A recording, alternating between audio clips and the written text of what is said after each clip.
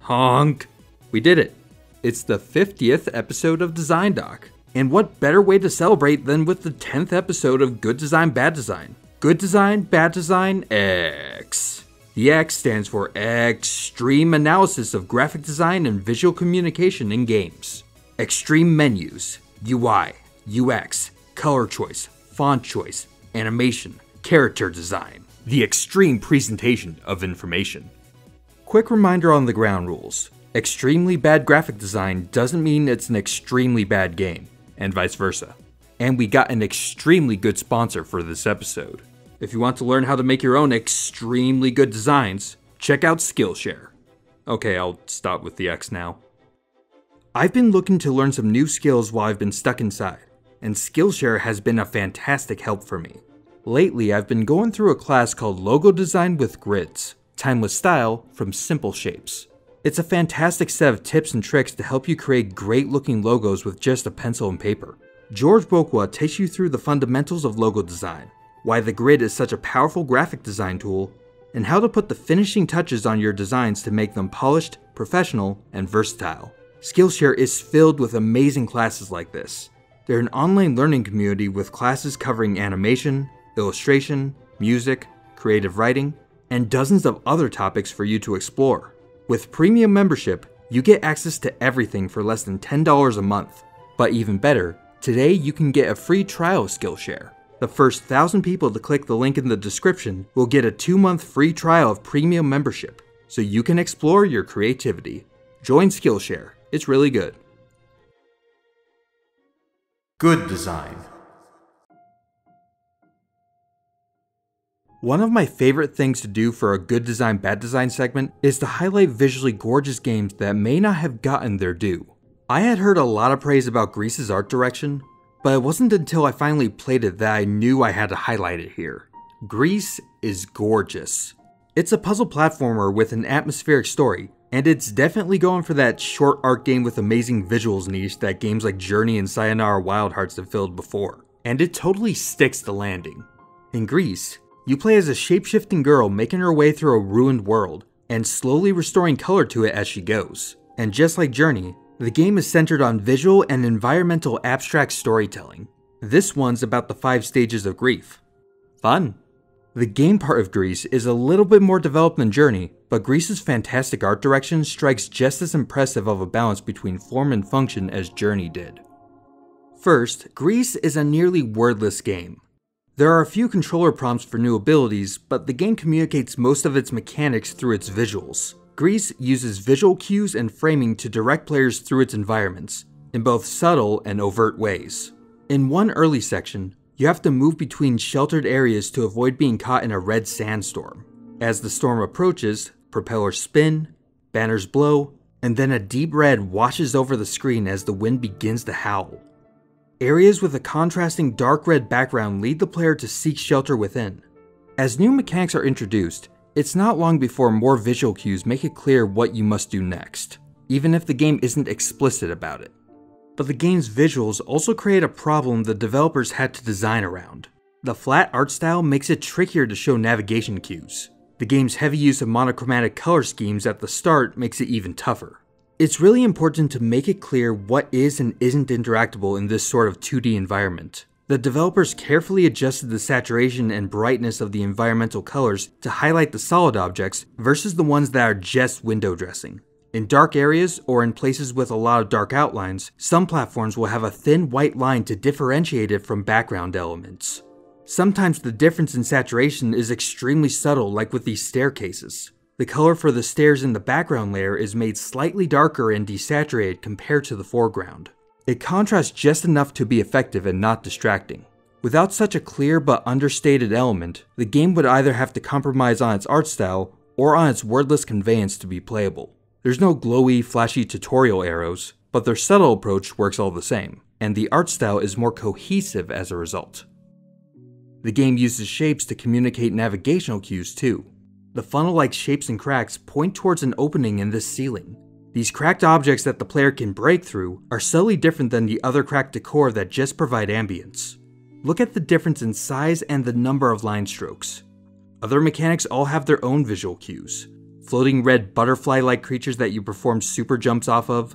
These blocks of floating water that you can swim through feature those same hard white lines from earlier, only this time it's on all sides of the object. Gris is full of examples of this meticulous attention to detail that the team at Nomada Studio had to put into each environment to make a game that not only looks good, but plays well too. Gris is a great case study in how to convey mechanics and seamlessly direct players in an art-focused game without ever compromising the art direction that makes the game stand out. Bad design. Brand consistency is important. We made a whole episode about game design rebrands, but that was about a series' game mechanics. Today, I want to talk about the brand identity of one series. The point of a brand is to clearly communicate to an audience just what a player can expect from a game. Games with Mario in the title are going to be family friendly, and probably will feature Mario, unless the rest of the title says otherwise. Consistency is the thing that helps make that bit of communication happen. But one beloved series is so inconsistent and ineffective at branding that we're gonna do a little experiment. I'm talking about this. This is called Puzzle League. I'd bet a lot of you watching at home have never heard of that name, and would call it one of 3 other things. That's a major branding failure. Puzzle League's branding has been wildly inconsistent for a quarter century now, and it's killing me. Back in 1995, Nintendo released a SNES puzzler in Japan called Panel de Pon. It's really good. Nintendo wanted to bring the game to the West in 1996, but they believed that the game's magical girl theme with fairy characters wasn't going to fly. They probably weren't wrong. There wasn't a lot of Western commercial success in the magical girl space at the time. Sailor Moon had only just been localized in North America a year prior, and wouldn't really gain traction until the end of the decade. But if they were going to rebrand it, what would they rebrand it to? Well, it's a puzzle game. What's hot in puzzle games in the mid-90s? Tetris? Tetris. And you attack your opponent. Let's call it Tetris Attack. Done. Call the Tetris company, guys. Get the rights to Tetris. Sir, this has nothing to do with... Good news, they said yes. Tetris Attack. With the name taken care of, the fairies were replaced with Yoshi characters. Sure, good, done. Here's the box. Here's a fun game. Where on the box is Yoshi featured? Time's up. Found him. Make a Game Boy port. Good. In 2001, Nintendo released a sequel on the N64. North America and Europe only. It's a refined version of the game format, with better difficulty options and AI, and the same core gameplay you know and love. So, Tetris Attack 64, right? No. No magical girls, no Panel de Pon, no Yoshis, no Tetris, no Attack, know what's cool in 2001? Pokemon. Put Pokemon in there. The sequel to the Yoshi-filled Tetris Attack is called Pokemon Puzzle League. Now, make a Game Boy Color port 2, and change the name again. Yes, you heard me. Call that one Pokemon Puzzle, Challenge. Now, what about Japan? Was there an N64 version of Puzzle League on the way? No. There was a plan for a direct sequel to Panel de Pon on the N64, but that version was cancelled. In 2003, it resurfaced on the GameCube as part of the Nintendo Puzzle Collection with a port of Dr. Mario 64 and a remake of Yoshi's Cookie. They returned to the Panel de Pon branding, so good on them for Japan-only consistency at least. In the West, Puzzle League wouldn't be seen again until the 2005 GBA release of Dr. Mario and Puzzle League. Another compilation. Is it a Dr. Mario themed Puzzle League? No. They don't even keep Pokemon around from the last game. They definitely don't go back to the Tetris brand. You get unflavored Puzzle League. In 2007, a standalone Puzzle League game finally comes out. Planet Puzzle League. Does it build on any of the other 3 previous brands the series has had? No! It's built on nothing. Again. It's a more stylish nothing, but it ain't no Luminous. Oh, and in Japan, they call it Panel de Pon DS. Does it have fairies? No! There was an unlockable SNES theme, but only in Japan, and it definitely wasn't on the box. Instead, Japan got the most generic box art, which is still better than the Western version. You know the box art is good when you feature the console it's on it. Puzzle League Express would come out 2 years later on DSiWare, which was just a smaller downloadable version of the same game. Then, silence. 7 years of no new developments in the Puzzle League franchise. Until 2016, where it appeared again in, you guessed it, a free update for Animal Crossing New Leaf on the 3DS. 3 years after the game had been released. Is it a good version of the game? No! It's really slow. If you're keeping track, so far, that's 4 title name schemes, 4 different character mascot franchises, plus 2 generic ones, over just 6 different games. Maybe a few more depending on how you want to count it. I'm not even sure how exactly to count it. Whoops. The worst part is it's very unclear how the series can begin to reconnect the brand with its roots that made it so popular in the first place. The Tetris company is a famously tough negotiator for licensing rights to the Tetris name, which is why the SNES Nintendo Switch Online service was stuck with putting out the panel-to-pawn version of the game. An untranslated Japanese-only ROM made more sense to put out in the West than to deal with licensing the Tetris name again. So now we're stuck with Puzzle League as the series name.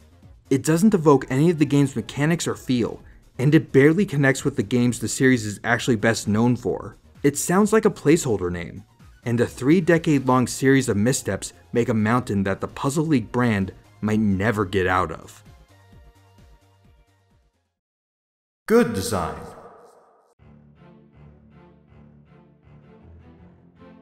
I love detective games. Phoenix Wright and Danganronpa are my jams. But I always felt that the detective part of the detective game could use some work. The part about solving the mystery is usually a little railroaded or abstracted away as a little puzzle or something. A straight up game of deduction isn't the easiest type of game to pull off for a bunch of UX related reasons. But Return of the Obra Dinn went for it, and I love it. Obra Dinn is a game where you play as an insurance agent in 1807, investigating a ghost ship that suddenly appears after being missing for 5 years. 60 people were on board at the start of its voyage, and it's your job to figure out what happened to each and every one of them, with this magic pocket watch. Aboard the ship, you can find someone's spooky skeleton and use the pocket watch to see that person's final moment and hear what else was going on around them at the time. The game is about working backwards through these vignettes and carefully deducing who the unfortunate soul was, how they relate to the rest of the crew, and figuring out their exact fate. Unraveling the whole mystery is a big project, but the game has a handful of tricks that makes it much more manageable. Obra Dinn is fantastic at breaking the task down to small pieces. One of the biggest UX problems the game has to wrestle with comes from its scope. It has to keep its cast of 60 from overwhelming the player. You're given a couple of illustrations at the start with the entire crew. Over a bunch of scenes, you're going to have to keep track of who relates to who, where each person was or where they could have gone, and suss out the little details, sewing together partial fragments for each character until one at a time their fate clicks into place. If it were all unstructured scenes, it would be extremely easy for players to become lost in the details, but Lucas Pope did a great job to segment off the overarching goal into digestible pieces. The story works backwards through time, so you start off with the last few remaining crew and solve some of their stories first. Examining a character will show you their illustration in the photo, and let you navigate directly to where you mark down their fate and identity. But not all characters can be solved in the vignette they're introduced. The game will blur out the face of anyone that it knows you don't have enough information to resolve. This keeps players from spending time to solve an unsolvable mystery. The game encourages deduction over randomly guessing identities and fates by not confirming an answer until you have 3 correct ones. The tutorial does a great job at explaining those mechanics, and also setting the game's expected pace and tone. This is a game meant to be savored and thought through, and that expectation is clear right from the start. But the game's biggest wow factor is its art style, which needed to be carefully designed to resolve some UX problems too. Lucas Pope talked about it at a GDC Q&A as well as in his dev blog. The art style is the very first thing he nailed down, and the gameplay was built around it. The game uses what Pope calls a 1-bit style, and it's directly inspired by Macintosh games from the late 80s. There's even an option to switch the screen filter to the color schemes of a lot of different computers from that era. But the 1-bit art style leaves the door open to a lot of potential downsides and challenges. An art style of just 2 colors can be very intense, and can make things difficult to keep legible. It could have been uncomfortable to look at over long play sessions, which would be killer for a game about deduction, meant to be stared at and pondered over. To fix it, the outlines of the objects got special attention. All of the objects in Obra Dinn use a post-processing shader to create custom outlines that react to the light level of the area. In darkness, the outlines switch to white to keep everything legible. The style relies on dithering to create shades that give the environment its light sources and texture, and help contrast between the ship and its interactable objects. Characters also get an aura, which helps them stand out in some of the game's busier vignettes. And to help the style succeed, one important thing is missing: animation. There's very little animation at all. The death vignettes are fully static, and only some particle effects and boat rocking motions are visible outside of them. Early on, animated scenes were considered for the vignettes, where you would play and replay the scenes and observe the events from different angles. Just not making the animations wound up being a very practical solution. The game was made by a team of one, and they would have added a ton of extra time to develop. The dithering effect could easily go from stylish to annoying in motion. Keeping the scene static helps keep everything readable in a style that could have been prone to readability problems. It helps change the focus in the scene to the little details, rather than big sweeping action. But even the lack of animation can contribute to the game's style. Examining static scenes make you feel like you're traveling back to an unchangeable past, viewing events already set in stone. I won't pretend that Obra Dinn's art style is always easy to work with. In some cases, it winds up making certain characters' fates confusing or unclear, and not in a deliberate mystery way. But the work that was put into making the style readable was well thought through.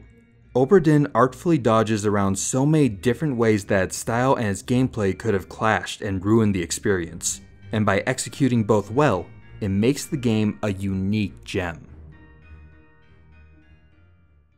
Bad design.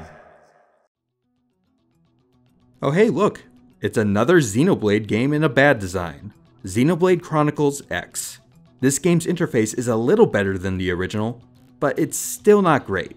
The sequel fixes some of the problems with the first game's interface and UX, but it creates some fun new ones. Things like how your equipment menu doesn't have real sorting options, just a weird filter, which makes equipping and selling items kinda suck. Or the party member swap system, where you have to find where everyone is scattered in a huge city and talk to them to put them in your active team instead of, I don't know, a menu, like most RPGs.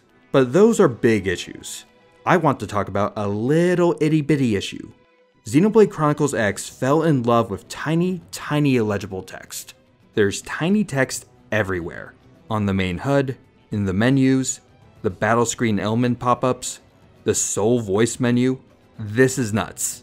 All of these screens are flooded with important information, and it's so difficult to read. Most of the normal type in Xenoblade X uses the Futura font, which is a totally solid, usable, competent typeface. But there are places like this pause menu where what they wanted to say just didn't fit in the amount of space they had to say it. They could have used an abbreviation, but instead they didn't.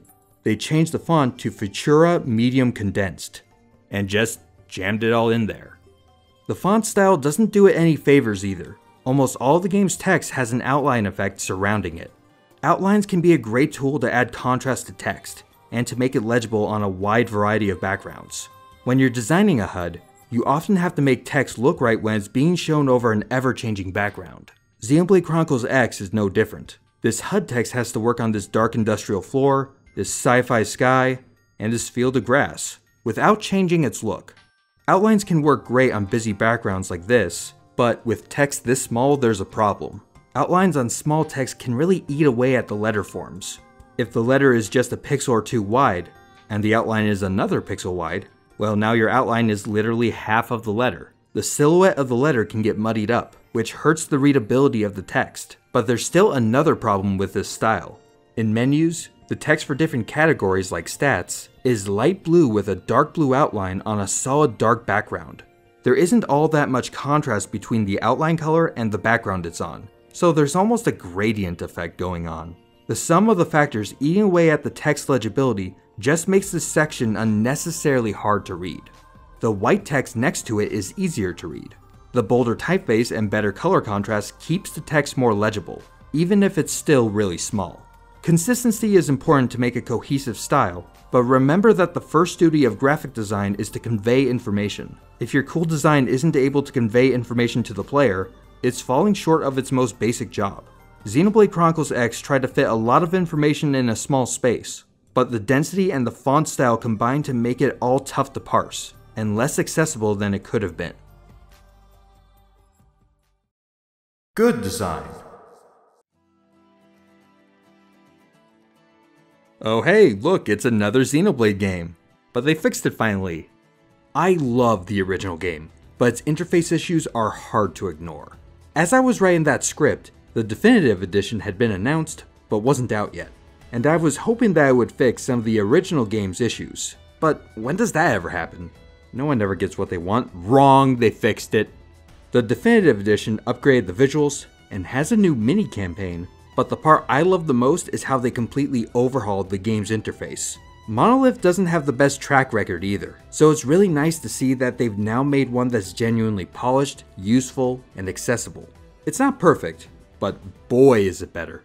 First, let's look at the HUD interface. The composition is roughly the same, and most of the essential elements are still there, but the use of space is so much better in the remaster. The legibility is miles ahead of the original. The old game was in standard def.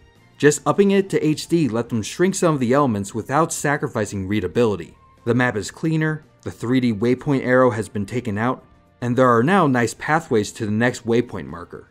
The in-game clock is now a digital clock instead of a radial one around the map's edge? Who thought that was a good idea? Well, it's fixed. Enemy status cards are now static and take up the top of the screen, instead of being in the middle, attached to an enemy, which stops a lot of overlapping element issues. The party status is organized better and is a lot more compact, which was one of my biggest complaints in the original game's bad design segment. The character portrait still doubles as the tension gauge, but is now placed over to the left. The SP bar is gone, which was never necessary. An HP bar has been added, and the number has a consistent baseline now. There's a blank space for showing buffs and debuffs, which is also a lot cleaner, and gives more room. The fonts are more consistent from element to element too. The UI's visual hierarchy is overall much better in the new version, and it takes up less than half the space of the old UI, which leaves more visual room for the environment and combat. The combat UI elements have been improved as well. The ways they show feedback are better. In the game's combat, your position matters. Moves like Slit Edge and Air Slash work better when you attack a creature from the side. If you're standing to the side, these blue markers will point out that these attacks will be more effective. In the old game, it was a little bit of a mystery if you were exactly attacking from the side or front or back, which at times made inflicting bonus status effects too much of a guessing game. Damage numbers contrast with the background better, and don't overlap with each other nearly as much. The health bars are much thinner and less intrusive. The break and topple icons are much clearer and now have a timer that tells you exactly when they're going to run out. The redesign makes it much clearer across the board to understand what's actually happening in fights. It makes it much easier to strategize and use the game's full combat system, rather than just winging it and hoping for the best. There are plenty of other quality of life improvements too. Side quests are much easier to track, since they can now be tracked individually and you can mark and navigate to nearby objectives. It's really helpful in a game that takes tons of cues from MMO quest design. The new Expert mode lets you manually level and de-level your characters to customize the game's difficulty better. The original made it pretty easy to outlevel the game's story content. In all aspects of the game, the Definitive Edition has done a thorough and excellent job to remake its own interface for the better, piece by piece, tiny fix by tiny fix. It still feels right at home in Xenoblade, but they put in the work to shine the original design to a mere polish. So that wraps up the first 50 episodes of Design Doc. Post in the comments your tips for some good designs and or bad designs, and we might put them in a future episode.